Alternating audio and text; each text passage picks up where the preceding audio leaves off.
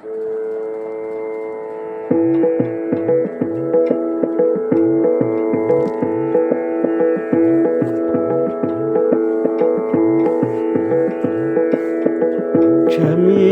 ಇದ್ದರೆ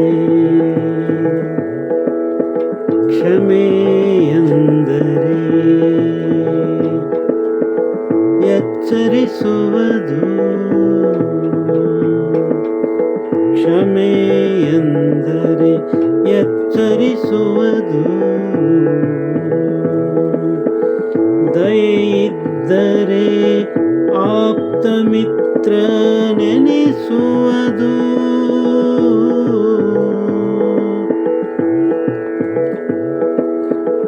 ದಯೆಯಿದ್ದರೆ ಆಪ್ತ ಮಿತ್ರ ನೆನೆಸುವುದು.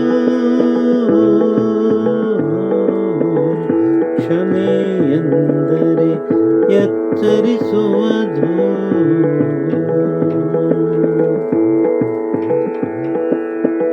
ದಯೆಯಿದ್ದರೆ ಆಪ್ತ ಮಿತ್ರ ನೆನೆಸುವುದು. ಅನುಕಂಪಕ್ಕೆ ಮಾನವೀಯತೆ ಎನ್ನುವುದು. ತಪ್ಪು ಮಾಡಿದಾಗ ತಪ್ಪು ಮಾಡಿದಾಗ ತಪ್ಪು ಮಾಡಿದಾಗ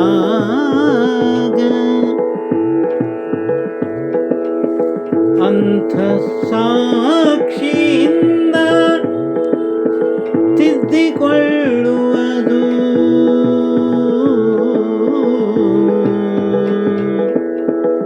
ತಪ್ಪು ಮಾಡಿದಾಗ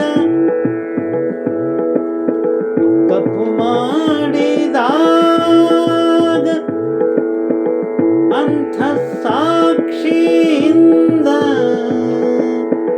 ತಿದ್ದಿಕೊಳ್ಳುವುದು.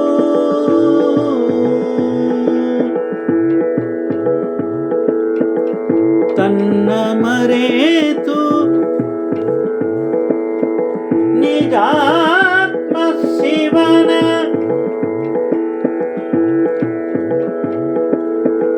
ತನ್ನ ಮರೆತು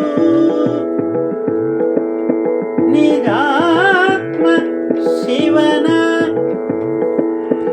ಧ್ಯಾನದೊಳಿದ್ದಾಗ ಅದೇ ಶಿವಾನುಭವವೆನ್ನುವುದು. ಅದೇ ಶಿವಾನುಭವವೆನ್ನುವುದು.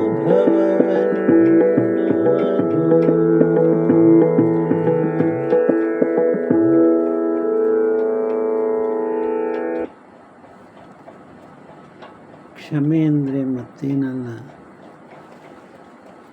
ನಾವೇನಾದರೂ ತಪ್ಪು ರೀತಿಯಿಂದ ನಡೆದುಕೊಂಡಾಗ ಬೇರೆಯವರು ಕ್ಷಮೆ ನಮ್ಮನ್ನು ಮಾಡಿದರೆ ಆ ಕ್ಷಮೆ ನಮ್ಮ ತಪ್ಪನ್ನು ಅವರು ಸಮರ್ಥಿಸಿಕೊಂಡಿರುವಂತಲ್ಲ,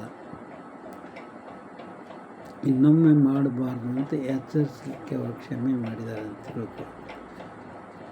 ಇನ್ನು ದಯೆ ಯಾರು ತೋರ್ತಾರಂದರೆ ಯಾವಾಗಲಾದರೂ ಸಂಕಷ್ಟಕ್ಕೆ ಸಿಕ್ಕಿದಾಗ ಇನ್ಯಾವುದೋ ಪ್ರಸಂಗದಲ್ಲಿ ದಯೆ ತೋರ್ತಾರೆ, ಅವರೇ ಆಪ್ತ ಮಿತ್ರರು ಅನ್ನಿಸ್ಕೊಳ್ತಾರೆ.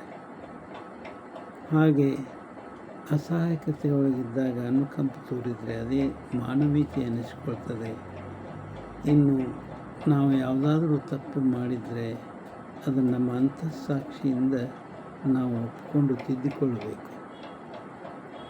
ಇನ್ನು ನಮ್ಮನ್ನೇ ಮರೆತು ಆ ನಿಜಾತ್ಮ ಶಿವನ ಧ್ಯಾನದೊಳಗಿದ್ದು ಬಿಟ್ಟರೆ ಅದೇ ಶಿವಾನುಭವವಾಗ್ತದೆ ಅಂತ ಹೇಳಿ ಮಾತು ವಿರಾಮ ಕೊಡ್ತಾರೆ. ಇದೊಂದು ಸ್ವರಚಿತ ವಚನ, ಹಾಡಿದವರು ರವೀಂದ್ರ ಜಕಾತ್.